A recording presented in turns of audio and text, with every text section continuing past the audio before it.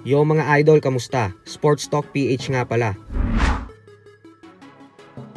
Ang laban ni Jake Paul. Pag-usapan natin yan mga idol. Ngunit bago ang lahat ay huwag kakalimutang mag-subscribe at i-click ang notification bell button for more sports talk. So naganap na nga po ang bigating sagupaan sa pagitan ni Jake Paul at Anthony Joshua. At dito nga po ay nagising na si Jake Paul sa realidad matapos siyang bugbugin ni Joshua. 4 na beses pong pinabagsak ni Joshua si Paul hanggang sa tuluyan niya na itong tinalo via 6-round knockout.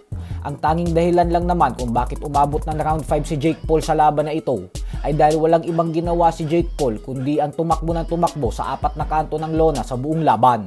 Bukod dyan ay sa tuwing nakakadikit si Joshua ay agad itong yumayakap. Pero nang makatama na ng solido si Joshua ay dito na nasira ang game plan ni Jake Paul. Ganun pa man ay masaya naman si Paul sa ipinakita niyang performance. Kaya naman babalik daw siya ng mas malakas dahil sa experience na ito. Ibinunyag din ni Paul na nabali ang panga niya dahil sa panapos na suntok na ginawa sa kanya ni Joshua. Sa kabilang banda naman mga idol ay dahil tapos na ang bakbakan sa pagitan ni Jake Paul at Anthony Joshua. Kaya naman dediretso na agad tayo sa mga bigating sagupaan na nakatakdang ganapin sa susunod na linggo. Sa loob lamang ng iisang araw sa December 27 ay mabubusog tayong mga Pinoy boxing fans nang dahil sa makikita nating lumaban ang matitibay na boksingero sa kontinente ng Asya. Siyempre ang bibida po dyan ay ang current undisputed super bantamweight champion Japanese monster na Naoya Inoue, kung saan dedepensahan niya ang kanyang titulo sa bata ng ating pambansang kamauman ni Pacquiao na si undefeated Mexican challenger Alan David Picasso. Habang sa co-main event naman ay lalaban din ang isa pang pound for pound fighter ng Japan na si Junto Nakatani. Hindi din po ito magiging madaling hamon para kay Nakatani, gawa ng ang kanyang makakatapat na si Sebastian Hernandez ng Mexico ay may nakakasindak din na record na 20 wins with 18 knockouts at walang talo. Kaya naman mapapalaban din talaga si Nakatani dito. Tandaan po natin na ang event na ito ay gaganapin sa ilalim ng Riyadh season ni Turki Al-Sheikh sa Saudi Arabia.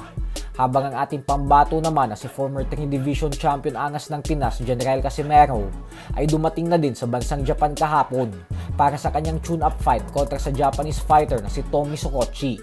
Susubukan ni Casimero makabawi sa masaklap at hindi inaasahang pagkatalong nalasap niya sa kamay ni Kyonosuke Kameda nitong nakalipas na buwan ng Oktubre lamang. Bukod dyan ay sa parehong event din po na yan ay lalaban din po ang isa pa nating pambato na si undefeated prospect Kenneth Lover kontra sa Chinese fighter na si Ayati Sailike. Nanggagaling po sa 4 na magkakasunod-sunod na panalo via knockout si Lover, kaya naman umaapaw talaga ang kumpiyansa nito ngayon. At yan din ang dahilan kung bakit sinabi ng Japanese promoter na si Koki Kameda na dahil umano sa mga sunod-sunod na impresibong performance na ipinapamalas ni Lover, kaya naman hindi daw talaga malabo na mapalaban na ito sa isang world title fight sa lalong madaling panahon. So hanggang dito na lang po muna tayo mga idol. Sports Talk PH, kakaiba ang laban ng mga Pinoy. Nakasertifikasyon na aros na tinuon, kamaong nagbabaga sa